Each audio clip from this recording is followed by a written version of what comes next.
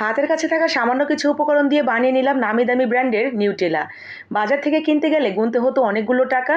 সামান্য কিছু টাকা খরচ করে ঘরেই বানিয়ে নিতে পারবেন আমার মতো করে, যারা খেতে পছন্দ করেন। মূলত এই নিউটেলা তৈরি করা হয় হেজেলনাট দিয়ে। বাংলাদেশে অ্যাভেলেবল না, তাই আমি চীনাবাদাম ভেজে সুন্দর করে উপরে খোসাটা ছাড়িয়ে নিয়েছি। ডাবল বয়েল করে কিছুটা বাটার গলিয়ে নিলাম। এখন এখানে আমার লাগবে আইসিং সুগার, মানে চিনি গুঁড়া করে নিলেই সেটা আইসিং সুগার হয়ে যায়। এক সাইডে রেখে দিয়ে সেটার মধ্যেই আমি বাদামগুলোকে গুঁড়া করে নেব। বাদামগুলো আস্তে আস্তে ধাপে ধাপে সুন্দর করে গুঁড়া করে নেব, ঠিক এরকম।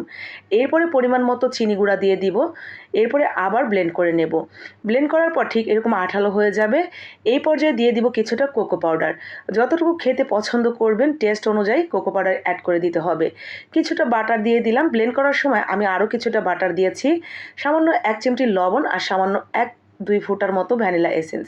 ব্যাস, আমার কিন্তু অসম্ভব মজার নিউটেলা রেডি। ব্রেড কিংবা নর্মাল রুটি সব কিছুতেই দারুণ লাগে খেতে।